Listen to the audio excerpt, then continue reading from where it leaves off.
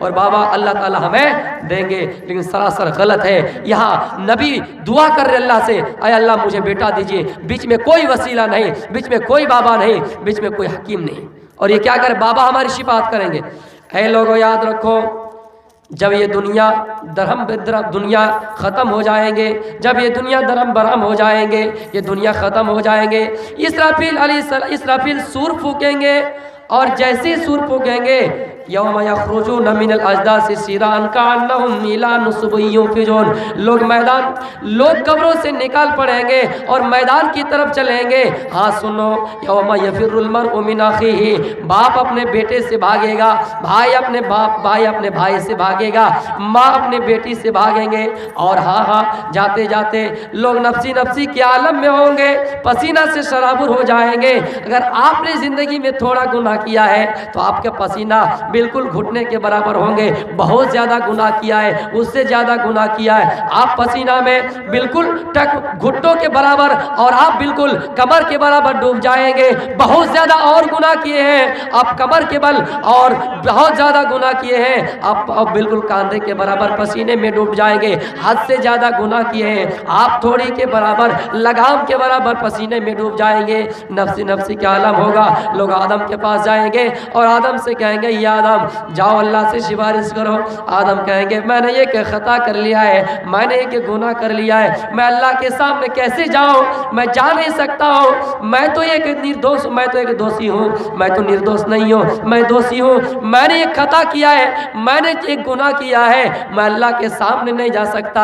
یا نبی کہہ رہا ہے کہ میں اللہ کے سامنے نہیں جا سکتا۔ سارے لوگ نوح کے پاس آئیں گے اور نوح سے کہیں گے اے نوح آپ ہمارے سفارش کے طور پر جائیے اور اللہ تعالیٰ سے ہماری شفاعت کریے، اللہ تعالیٰ سے آپ ہماری شفاعت کیجئے، اللہ ہو سکتا ہے تمہاری شفاعت قبول کر لے۔ نوح بھی کہے گا میں دوشی ہوں، اے لوگو سنو، میں اللہ کے سامنے نہیں جا سکتا۔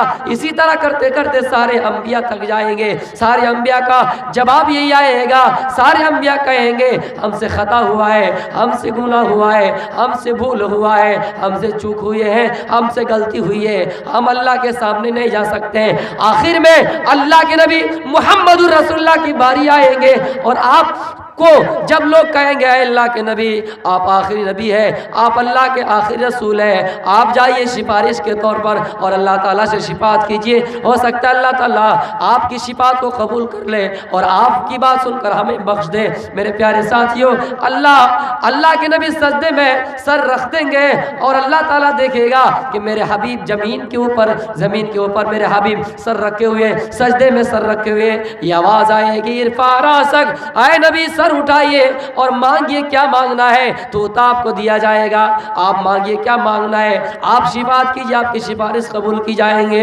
اللہ کے نبی کہیں گے یہ میری امتی ہے، یہ فلاں میری امتی ہے، باری گھاٹ کے جلسے میں شریک تھے، یہ دینی اجلاس میں شریک تھے، انہوں نے مقرروں کی بات کو سنی اور ان کی باتوں پر عمل کیا۔ کہیں گے اللہ کے نبی یہ میری امتی ہے، یہ میری امتی ہے، اللہ ان کو بخش دیجئے۔ اللہ تعالیٰ بخشتے کچھ لوگ ایسے آئیں گے جنہوں نے دنیا کے اندر خرافاتی کیے ہیں، جنہوں نے نبی کی حدیث میں گستاخی کی ہے، جنہوں نے نبی کو گستاخ بتایا ہے، جنہوں نے دنیا میں بدعتی کام کیے ہیں، جنہوں نے من گھڑت روایتیں پیش کیے ہیں، جو اپنی پیکٹ اپنے جیب سے بنا ہوئی باتوں کو دنیا کے سامنے لوگوں کے سامنے بیان کیے ہیں، بدعتی کام کیے ہیں۔ من احدث فی امرنا ھذا ما لیس فہو منہ رد، جنہوں نے حدیث سے کوئی بات ملائے، اپنی طرف سے نئی بات ایجاد کی، ان کی بات ناقابل قبول ہے، ان کی بات نہیں مانی جائے گی۔ اللہ کے نبی کہیں گے یہ بھی میری امتی ہے۔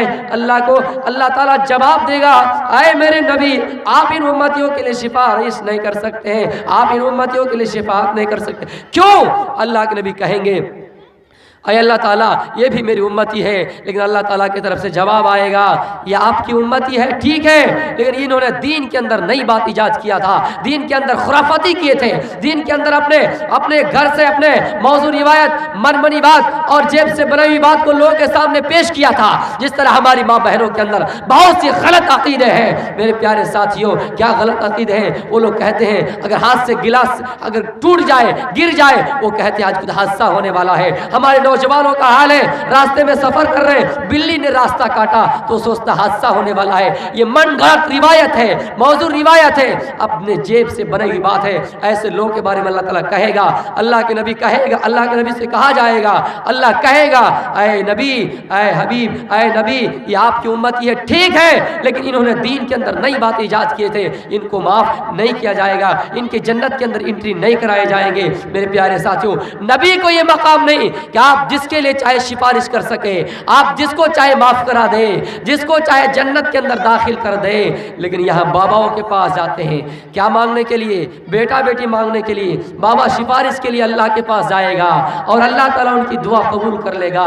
بزرگ انسان ہے، اللہ کو جو کہے گا اللہ سن لے گا۔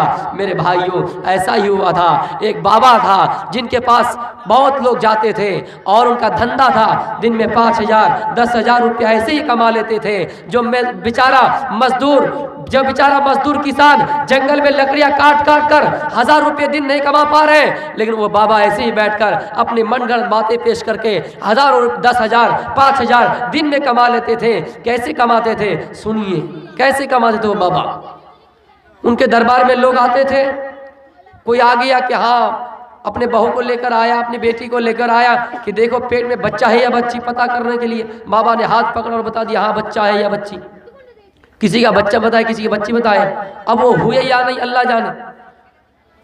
ایک آدمی چلا گیا بابا کے پاس، اور کیا ہوا حکیم صاحب کے پاس، اور جا کر کہتا ہے میری شادی کس گاؤں میں ہوں گی؟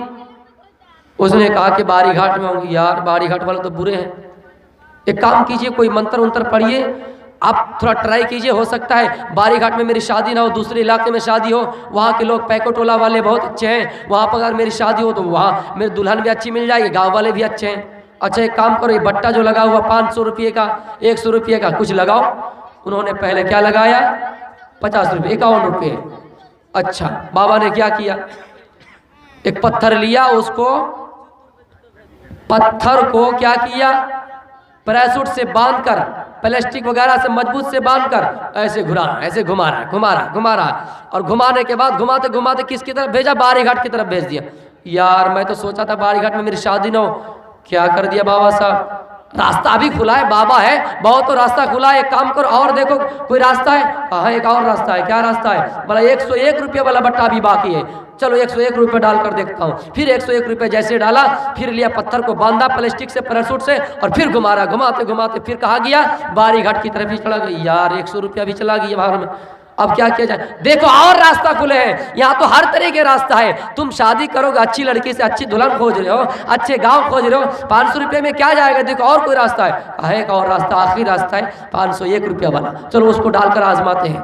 جیسے 501 روپیہ ڈالا، بابا نے اپنی انگلی کو دوسری طرف کیا اور پیکو ٹولہ کی طرف کر دیا، ہاں اس سمت میں تمہاری شادی ہوگی، یہاں کے لوگ بہت اچھے ہیں، یہاں تمہیں خوبصورت اچھی لڑکی مل جائے۔ تو میرے بھائیوں، شفاعت کرنے والا اللہ کے نبی کو کہا گیا کہ آپ سفارش کر سکیں گے، کریں گے، لیکن جس کو چاہے معاف نہیں کرا سکتے ہیں۔ لیکن یہاں باباؤں کا حال کیا ہے کہ سفارش کے لیے ان کے سامنے سجدہ تعظیم کرتے ہیں لوگ، اور کہتے ہیں یہ سفارش کے لیے اللہ کے پاس جائیں گے اور امتیوں کو معاف کرا دیں گے۔ نعوذ باللہ من ذالک، اللہ کہتا ہے لوگوں یہ بھی ایک شرک اقسام میں ہے، جو لوگ زیادہ سے زیادہ خداؤں کو مانتے ہیں، یہ شرک کے دلدل میں پھنسے ہوئے ہیں۔ اور زیادہ دیوی دیوتاؤں کو ماننے والوں کا نتیجہ کیا ہوگا؟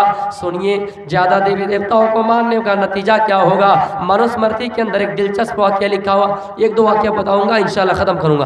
منوسمرتی کے اندر ایک دلچسپ واقعہ لکھا ہوا ہے، انہی کے تحت دو واقعے بتاؤں گا۔ 3 آدمی سفر کر رہے ہیں، دریا میں ندی کو پار کر رہے ہیں، کراس کر رہے ہیں۔